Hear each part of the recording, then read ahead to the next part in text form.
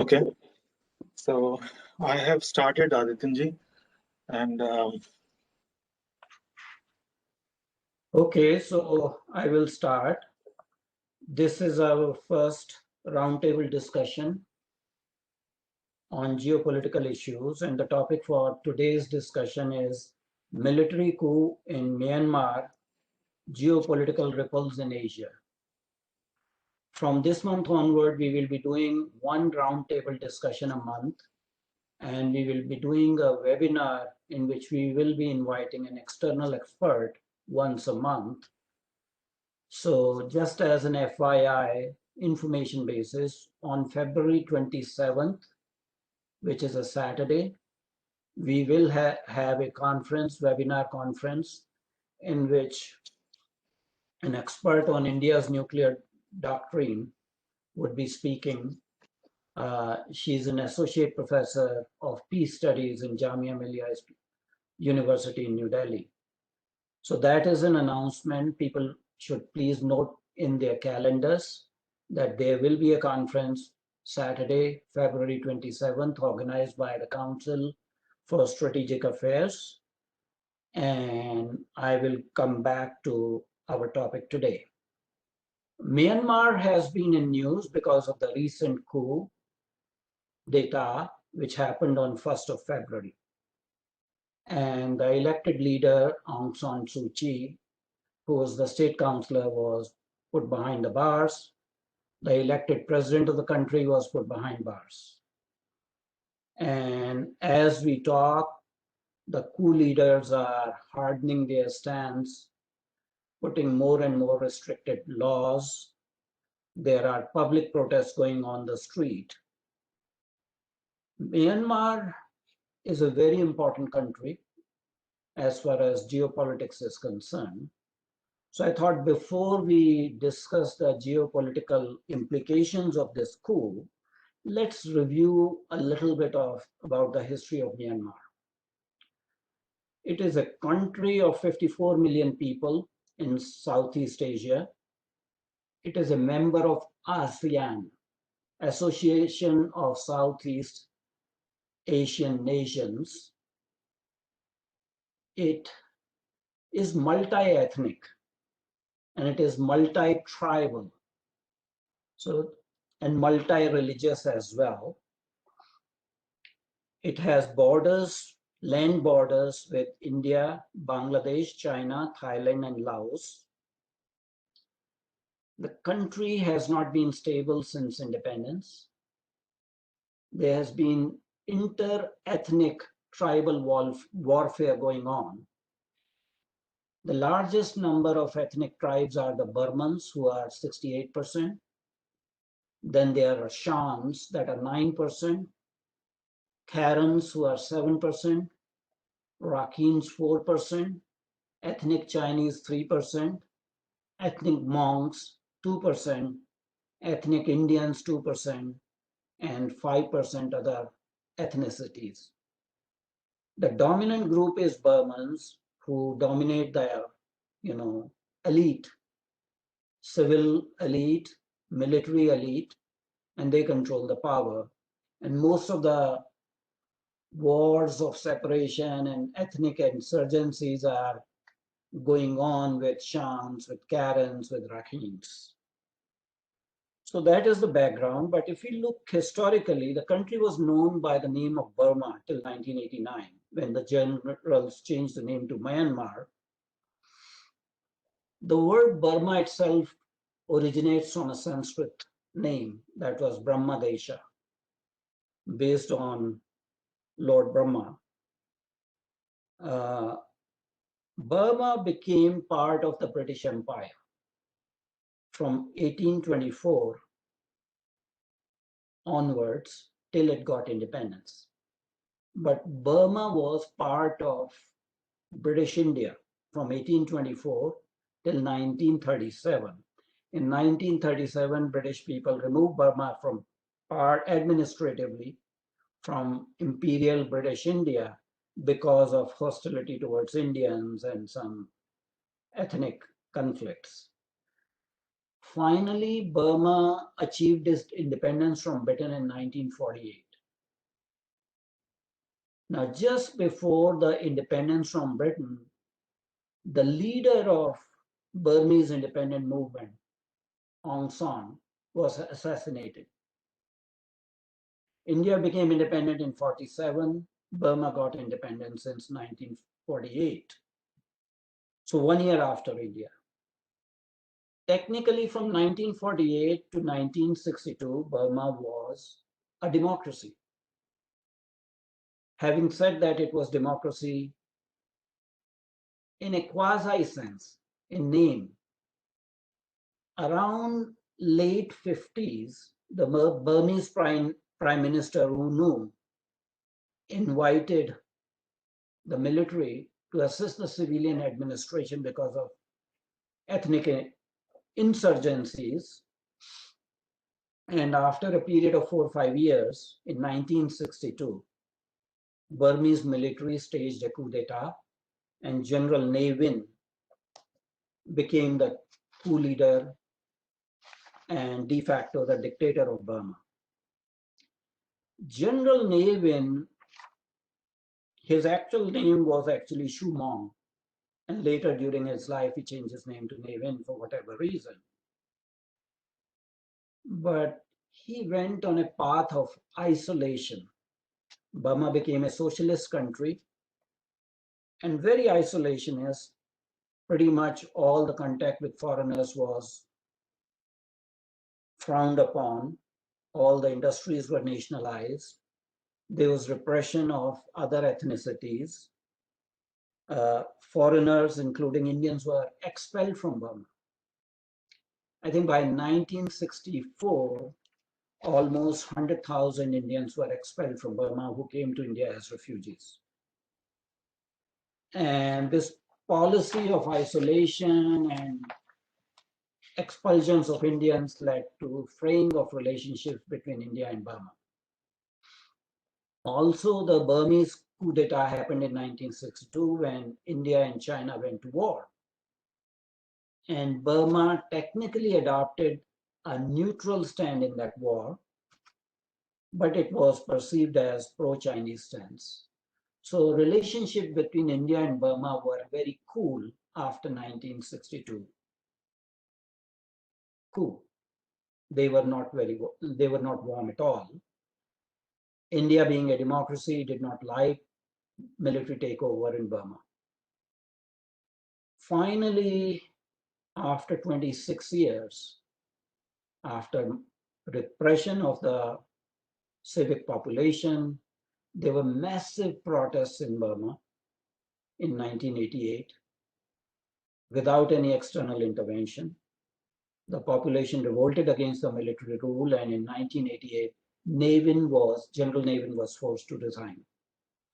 The level of isolationism went to such an extent that at one point in time, Burma actually resigned from the United Nations, saying that we don't need the United Nations. So after 1988, when General Ne Win resigned, another batch of generals took over, and they called themselves SLORC, State Law and Order Restoration Council. They seized power. There were student protests, and I witnessed those student protests on television and all. At that time, Aung San Suu Kyi, she was the daughter of Burmese hero of independence, Aung San. She was based in England. She was married to a British university professor.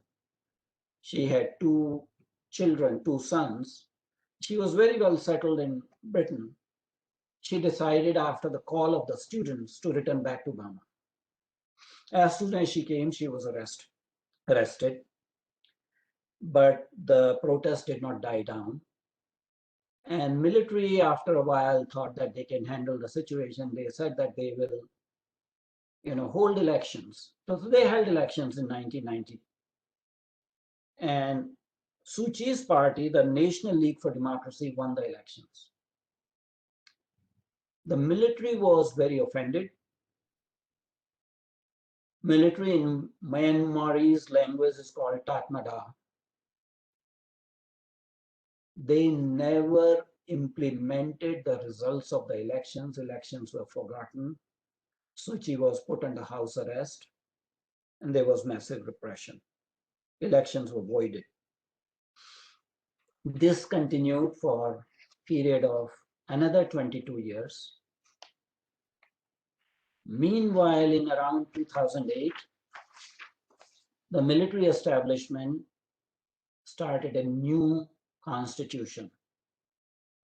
This new constitution was specifically designed to initiate very slow democratic reforms while keeping the actual power de facto in the hands of the military regime. So that 2008 constitution barred any Burmese citizen from holding the office of the presidency if they were married to a foreigner or if they had any relative that was a foreigner.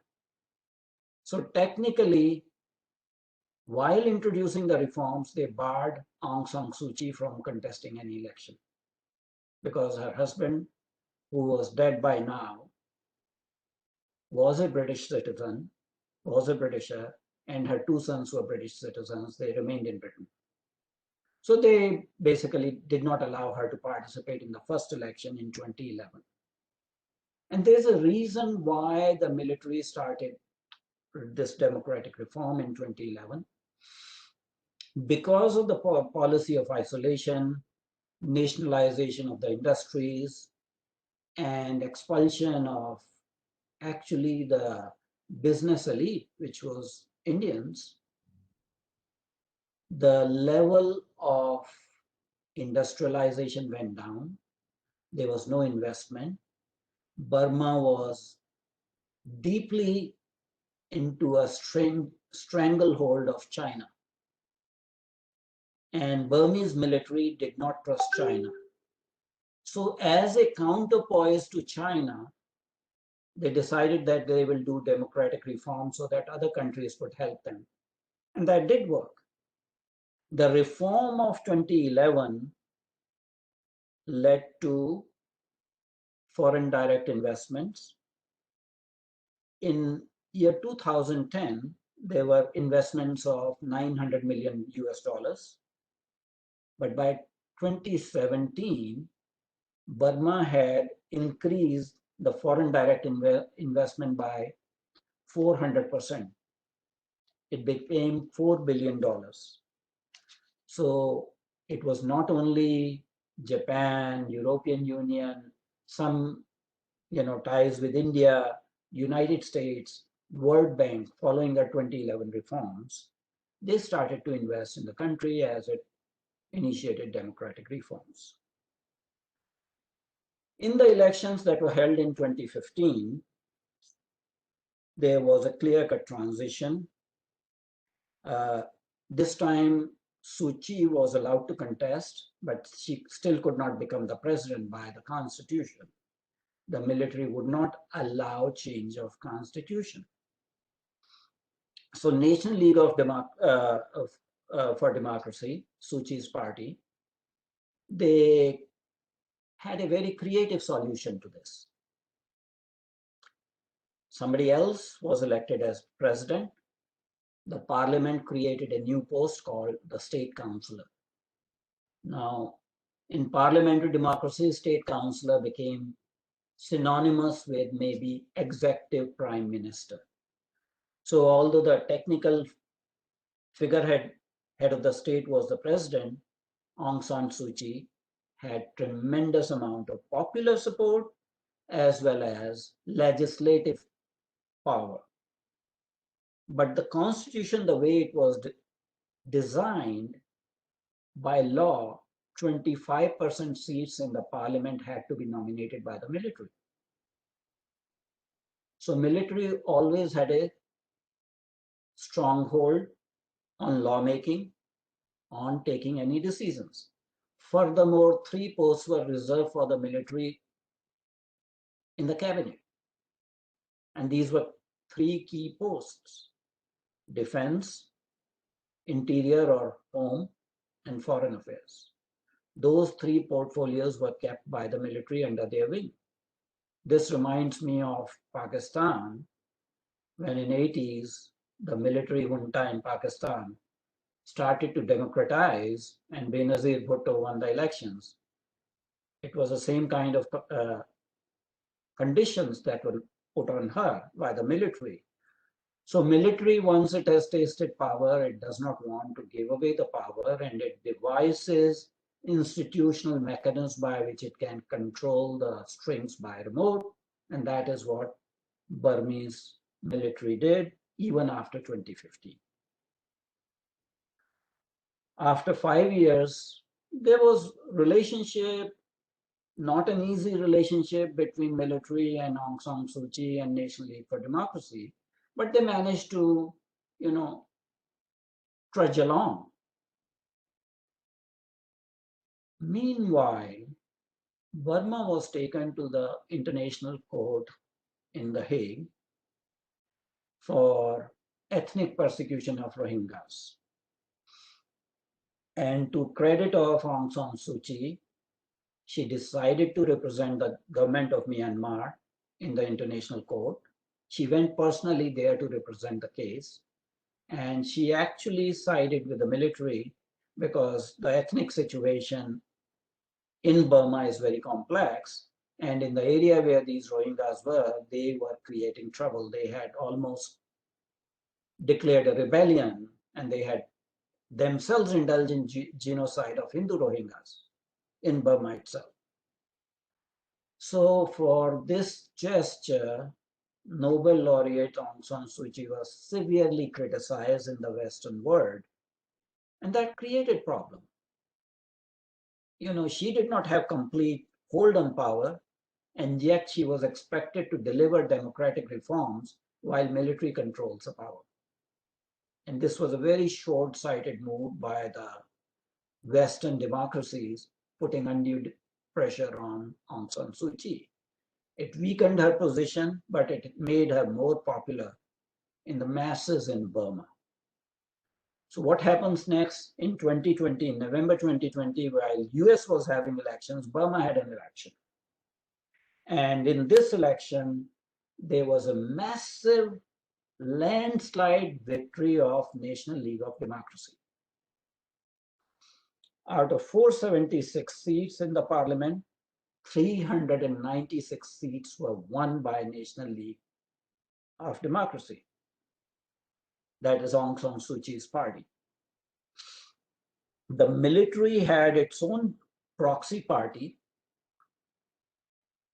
which you can call the King's Party, Union Solidarity and Development Party.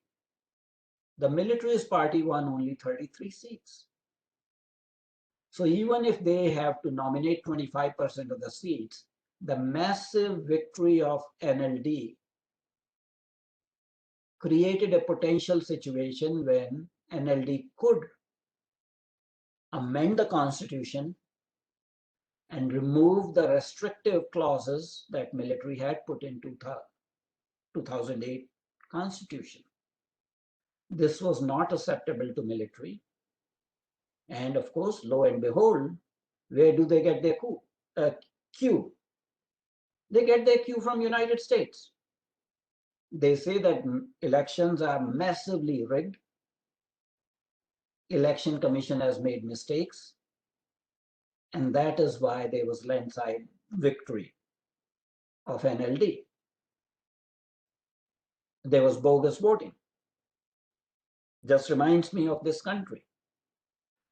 So it was the same thing. And because whole of the international media was focused on US elections and shenanigans after that, nobody paid attention to what was going on in Myanmar.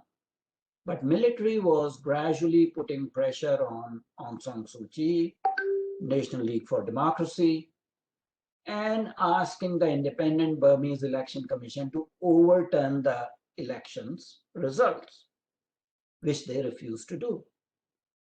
So on February 1st, when the new parliament was supposed to have been inaugurated, finally the Tatmadaw, the Burmese military, moved in and declared a coup d'etat. The president and Aung San Suu Kyi both were arrested,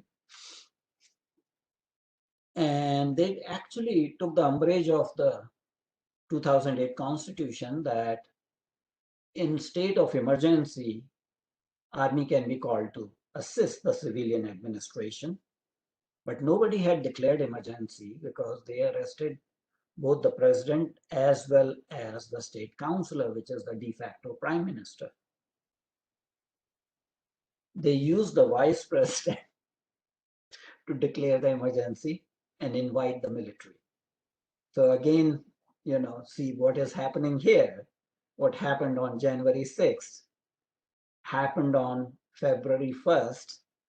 The vice president was used to declare emergency and invite the military to take power. And General Min Aung Hlaing, who has been the military chief since 2011, 9 years he has been the military chief. He assumed power. He established an 11-member body, executive governing body called State Administration Council. Initially, they claimed that military is going to take power only for a year. Within a year, we will declare elections, have new elections, and we will foster democracy. And the coup has been staged to foster democracy because democracy was in danger because the Election Commission and Aung San Suu Kyi rigged the elections. So that is what has led to the current coup. So what this coup is going to do? Well, there will be, of course, geopolitical ripples, but what is going to happen between India and Myanmar? Over a period of time after benign neglect, successive Indian governments warmed up to the situation in Myanmar because you did not want to allow China to be the sole party. And Indian governments, irrespective of party positions, realized that it was better to engage the military regime in Burma rather than just harp on democracy. Sometimes you have to be pragmatic. And of course, this was not appreciated either by NLD or by Aung San Suu Kyi, but relationship between India and Burma warmed. I think from Indian perspective, Burma is our gateway to the East. 4 Indian states have border with Myanmar. These are Arunachal Pradesh, Nagaland, Mizoram, and Manipur. We have land boundary of 1,643 kilometers with Myanmar. We also have actually maritime boundary in Bay of Bengal with Myanmar, around 725 kilometers. So if India has to act east, in order to approach east, you have to go through Myanmar. And with warming of relationships, there were bilateral visits and all. From a geopolitical perspective, I will bring one particular issue into open. In 2015, India openly conducted a surgical strike across the border from Manipur into Myanmar and destroyed 2 camps of Naga Socialist National Council. Myanmar government conveniently said that we have no knowledge of any Indian strike. Whatever they did was probably in their own land border. But that was first surgical strike done. And it was a kind of arrangement giving deniability to government of Myanmar and allowing India to make a 40 minutes intervention in which approximately 100 rebels were killed in Myanmar. So the relationship had improved over a period of time. That is what I'm trying to say. Now, what happens now with military coming back full force? Already what has happened that the Western countries have denounced the coup. They have started putting more sanctions on Myanmar. And the expectation would be that India also denounce the coup and stop any further investment in Myanmar and not engage with the military regime. I think that becomes very, very difficult as far as India is concerned. In fact, as late as October of 2020, just before the elections, India's Foreign Secretary, Harsh Shringla, and India's Chief of Army,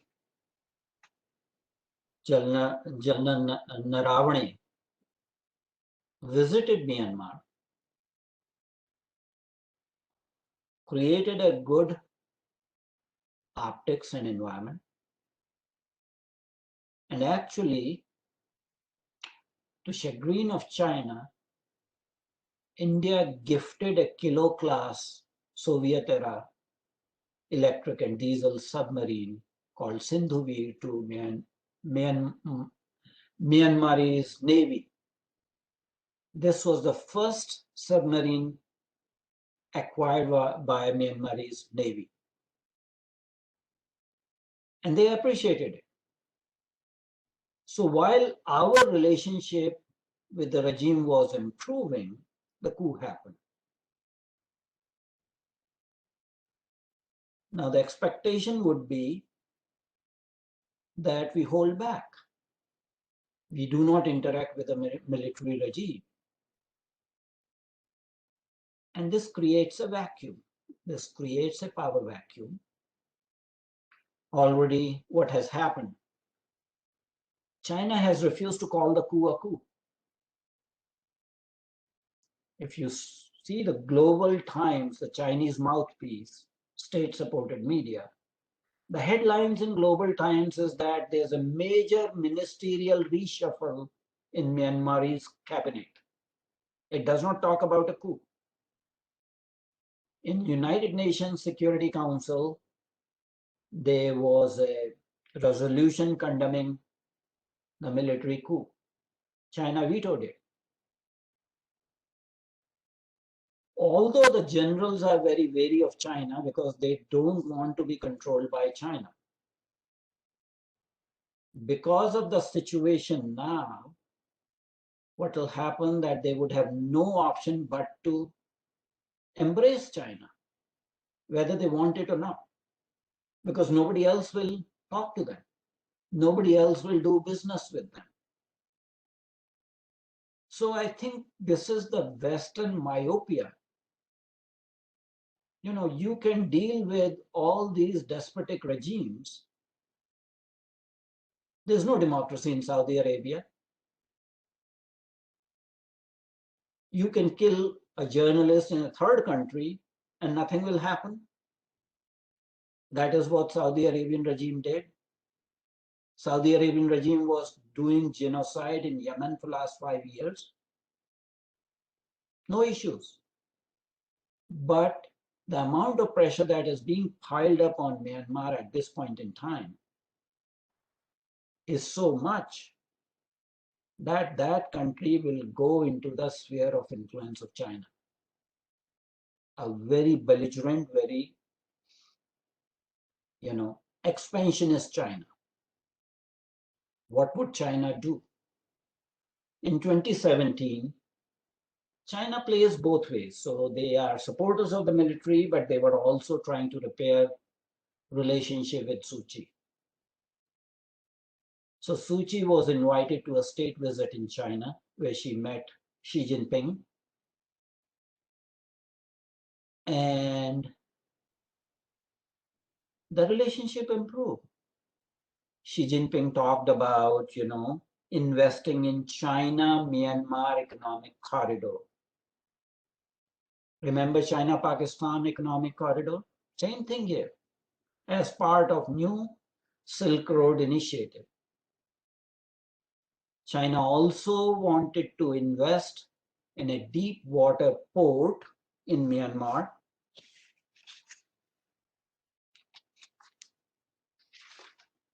Actually, they already have a kind of, facility in the same area. It's in Bay of Bengal. I think it's called Kiap. It's called Kiap Q, where they have a gas terminal. So by totally boycotting the military regime, I think the regional countries would be falling into China's trap. And this would not be good for the geopolitics of Southeast Asia or the concept of Indo-Pacific as it has been propounded. China already has Gwadar warm water port. Of course, they are having problems in Balochistan. So they are looking for another warm water port from which they can directly transport the gas and oil to Yunnan province in southern China, which is landlocked. So we are all falling into Chinese trap in the garb of supporting democracy. I think there is need for a nuanced approach to Myanmar coup. United States has already declared sanctions worth $1 billion. The funds of Myanmar government have been frozen.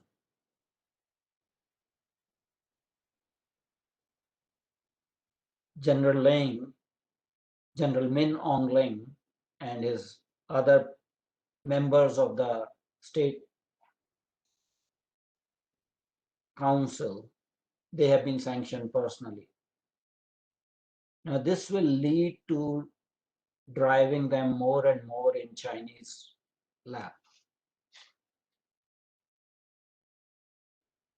And I think that will create a problem for us in Indian Ocean because China will have another port. They have a port in Sri Lanka, Hambantota. They have a port in Bangladesh and now port in Myanmar. China already has a second signal intelligence post in Coco Islands, which India had gifted to Myanmar under Prime Minister Jawaharlal Nehru. China already has a listening post there. Having a major Chinese port, which would have probably dual use, is not good for India. So we have options here. We have options for India, we have options for the West, led by United States. We have to see in the long run what is the lesser evil. Do we drive current junta into arms of China, or you continue to engage with them while you are encouraging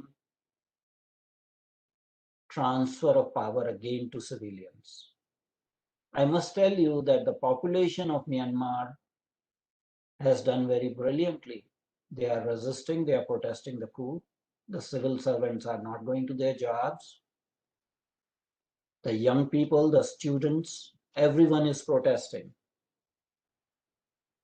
But the military junta has brought highly restrictive highly repressive laws so people can be detained and made to disappear. I think a confrontational approach will not be good for international community and for the geopolitics of Indo-Pacific. You don't want to give a post. China already has all these islands which have become de facto naval bases of China in the South China Sea. You don't want to give another naval base to China in Myanmar. So that is the background information on the coup in Myanmar. And I think we can have now a roundtable discussion and comments from the audience. We have 4 or 5 people. I see some names here. Mr. Nilekani, welcome to the roundtable discussion. Thank you. Do you have any comments or, Yeah, I'll make some general comments. Myanmar has a long historical connection with India, as you mentioned. One of the things is it actually was the 4th presidency of India. There was a Madras presidency, Bombay presidency, Calcutta presidency, and Burma presidency. It was actually really integrated into India back in the last century. The other thing is historical connection. The last emperor of Burma was exiled Mughal Empire. to Amravati in Maharashtra, and that's where he died. And his house where he died is still there. And the last Mughal emperor was exiled to Rangoon. Yes. And he died in Rangoon. So it was a British way of separating the leadership from the people in some ways. Yeah. Politically, I would say that China has a stranglehold that's not going to be easy to shake because many of the major rivers I traveled in Myanmar about 4 or 5 years ago. I spent a couple of weeks traveling through Myanmar, and all the major rivers in Burma or in Myanmar, the Irrawaddy, the Mekong, all these rivers start in the Chinese Himalayas. Yeah. So the Chinese have a tremendous stranglehold on Myanmar just by the water supply. They're actually building dams on these rivers and cutting off water supply to the downstream countries. I perfectly agree with you, Mr. Nilekani. Just I want to make a kind of terminological correction. Okay. It's not Chinese Himalayas, it's Tibetan Himalayas. It's occupied Tibetan Himalayas from where these water sources come. Not just Tibet, even Yunnan and Sichuan have the Himalaya. Parts of the Himalayas stretch into Yunnan and Sichuan as well. I've been there as well. So it is not entirely Tibet. Tibet is a major player, and especially in the Indo-Gangetic plain, the rivers start in the Tibetan area. But many of the southeastern rivers, particularly the Mekong, which goes through 6 or 7 countries, starts in China. And unfortunately, the Chinese are building crazy dams, and they're threatening to cut off water supply to the countries south of them. So it's the Chinese have tremendous leverage, deep pockets. No anti-corruption laws, so they bribe all the generals and all these dictators everywhere. So I'm just concerned that it's not going to be easy to manage this situation. Like you said, that they're building a port in Myanmar, a deep water port. Basically, they're trying to encircle India. Of course. Yeah, the string of pearls theory. A string of pearls that has been there for 20 years now. Right. And the Chinese, and China being a closed society, they have no media oversight, they have no opposition, very secretive. So it's a very, very difficult nut to crack. I just want to say that the economy is 4 times as large as India. So it's a tremendous challenge. But I just wanted to put the challenge on the table there. Oh, yes, we know we have challenges, and that's why, we are discussing this. Let's move on to Mr. Keshav. You have any comments, observations, or personal experiences? Yeah, my computer says Keshava, but it is Narsimha. Oh, okay. Yeah. Hi, Adityan. Okay, so I just named the computer differently than myself, so sorry for the confusion. Okay. But for me, actually, this was interesting information for me. I did not have the kind of depth of understanding about say Myanmar, Burma. But coming to how India is going to approach this, my sense is that Modi government is not something which is too high on the democratic principles as the Western governments say.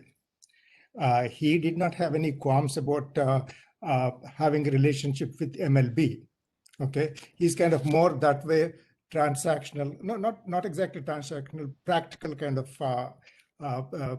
prime minister, looking at what is primarily the interest of India. So I am thinking and hoping that that is the kind of thinking that would guide him. And they also understand how much of a threat China is to India, and anywhere, everywhere, they have to shore up their defenses against China. I think they would go forward to do that. So those are my thoughts. Dr. Pinanti, you have put your money right on the spot, and I agree with you. But what I was saying was much more nuanced. It's not what India would like to do or what India would do, but what India would be expected to do in the international arena. So those are two different things. Mm-hmm. The expectation would be that you are a democracy, you need to do this, you need to do that. Mm-hmm. Whereas our interests do not lie in that. And as I said, that as early as October of 2020, the Foreign Secretary and the Chief of Army Staff went to Myanmar, met with the general, developed military to military relationship, gifted a submarine, the first submarine Myanmar Navy has. Mm-hmm. So I'm pretty sure the contacts will go on. And I also mentioned about the first surgical strike. That was Yes. not wink situation. Mm-hmm. So relationship will continue, but there will be tremendous pressure on government of India not to do that. Mm-hmm. So that would be the constraint. I'll move on to Professor Goyal. Professor Goyal is a professor of political science, so I think he understands some of these issues much better than us.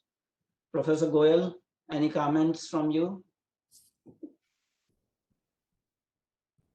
You Please unmute yourself, Professor Goyal. Please unmute yourself.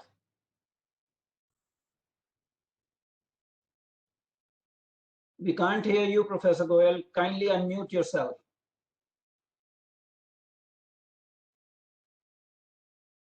Well, maybe the host can unmute Professor Goyal because we cannot hear him. Yeah, I'm trying. Yeah. Oh,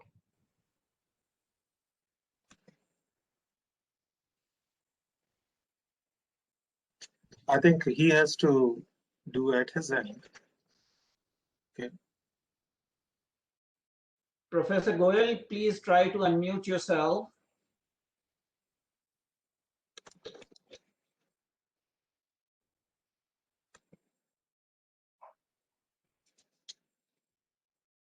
Okay, while Professor Goyal is trying, we will go on to our next participant in the audience, Mr. Vijay Kumar. Mr. Vijay Kumar, do you have any comments, please? Vijayji is also on mute right now. And I'm pressed on unmute all, but looks like it is everyone is on mute. Okay.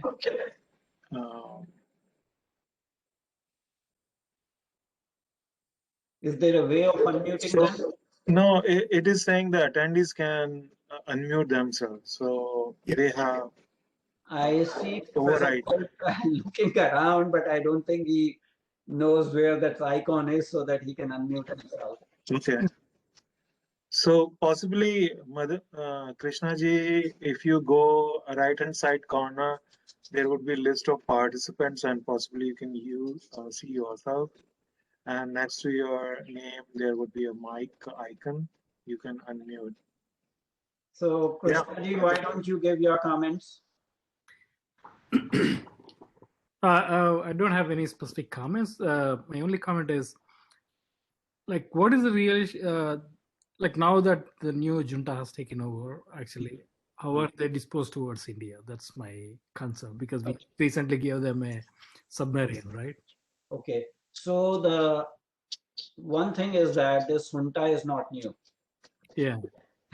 They have been leading the General Min Aung Hlaing has been leading the Burmese military since 2011. So the 2011 elections, 2015 elections, and 2020 elections were under his watch. And, you know, when a country is dominated by military, you have to deal with every actor. No doubt about that. Yeah. So Indian military has been gradually developing good relationship with their armed forces.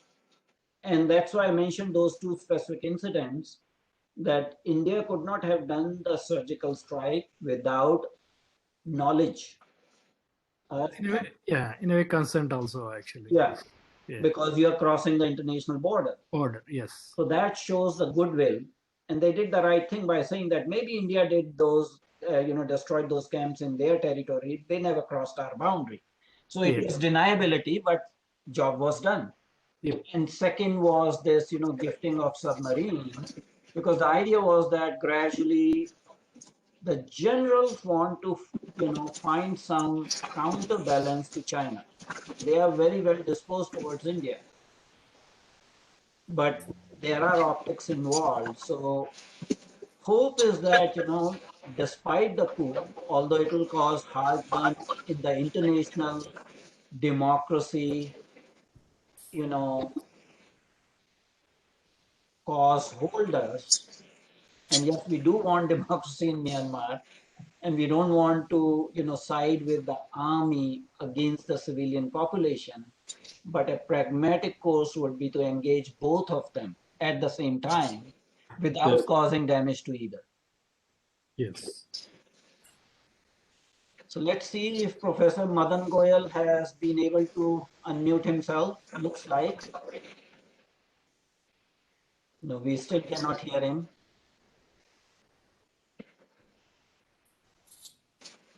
Okay, Mr. Vijay Kumar, kindly unmute yourself if you want to give any comments.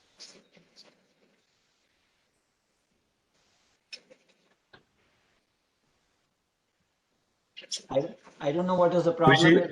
Vijay ji, we are not able to hear you. Dr. Vijay is from St. Louis. Okay.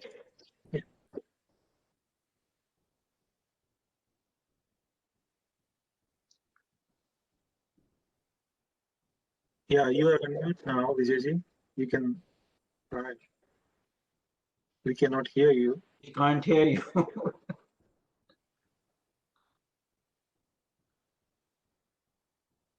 I think Professor Goyal got frustrated. He left. Yeah. No, I think he's going to get help, I believe. I think. Okay. Okay.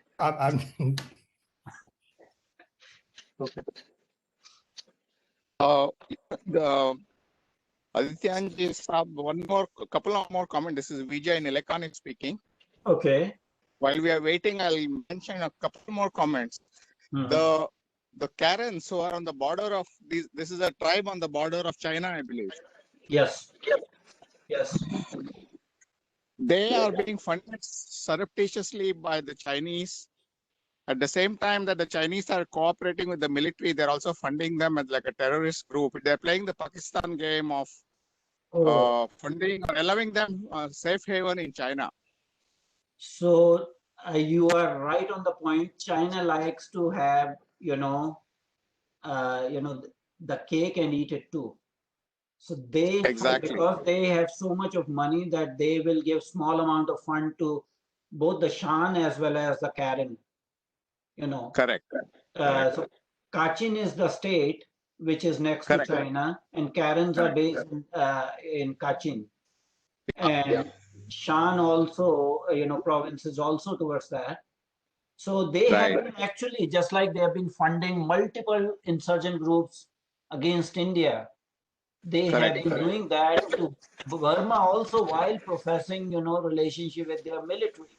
So the military, Myanmar military knows this.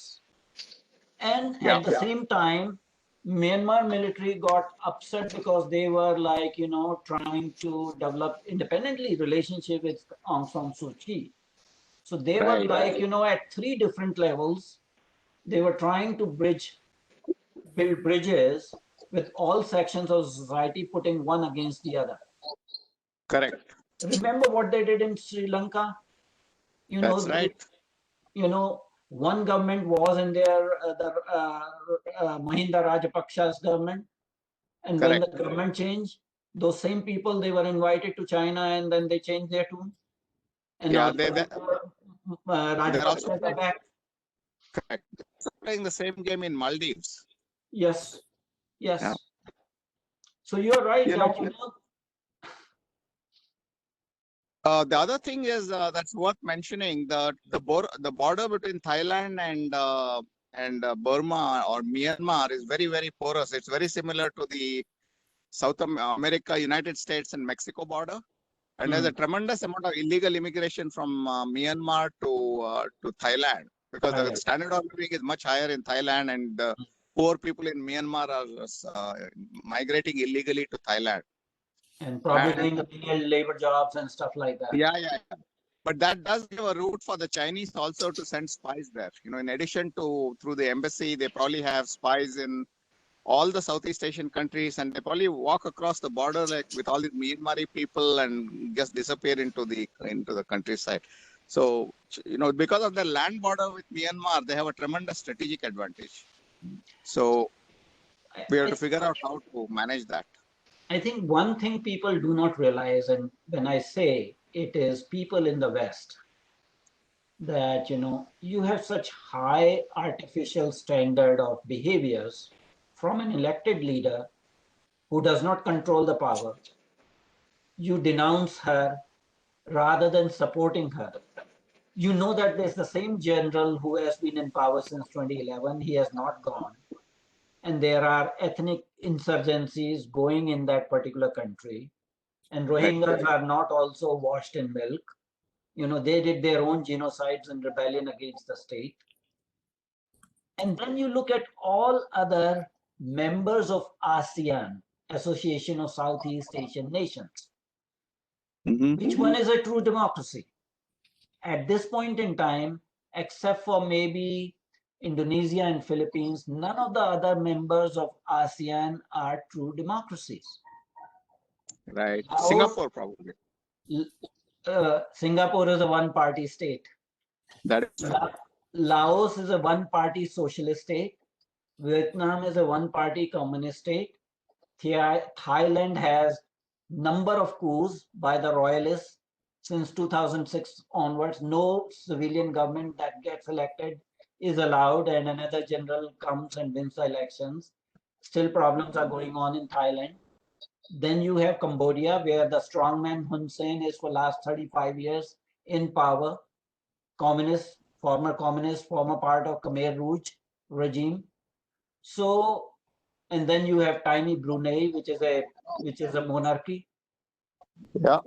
So the only two countries that have semblance of election and peaceful transfer of power at this point in time in ASEAN is Philippines and Indonesia. Indonesia has checkered history. And even in Philippines, it's a little shaky because Duterte is a semi-dictator. Yeah, but he came by, peaceful transfer of power. That is true. And hopefully he'll go by peaceful transfer of power. So let's hope so. So to put the standards of Western, concept of democracy and human rights and, values and all on a nascent democracy, which was not a democracy, I think West actually, dug their own grave. They should have been more supportive to Aung San Suu Kyi during the last 5 years. They should not have made her a pariah internationally when she supported the Myanmar state's interest against the Rohingya rebels. So, Dr. Vijay Kumar, have you been able to unmute yourself, or Professor Goyal? We still have the same problem. I think we have had very good discussion. I would request the host, Mr. Ripudaman, to give any comments if he has any before we wind up. So that was an eye-opener disclosure, Adityanji, from you. Excellent. My only question was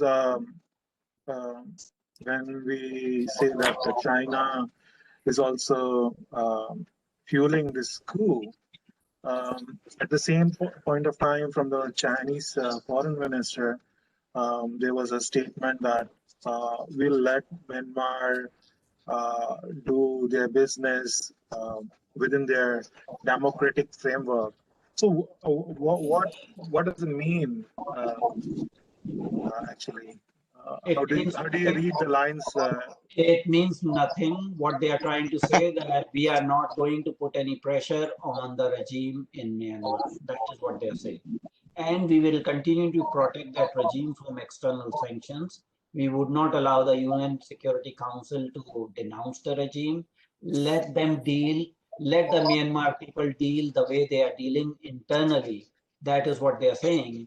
And this is their way of saying that the State Council has our protection and we will let it do, just like they have done with their, client state Pakistan, that whether it's FATF, whether that is terrorism, they have protected them. Similarly, they are going to protect ostensibly the military regime in Myanmar while they grow their tentacles further on Myanmar's economy and take over their infrastructure, natural resources.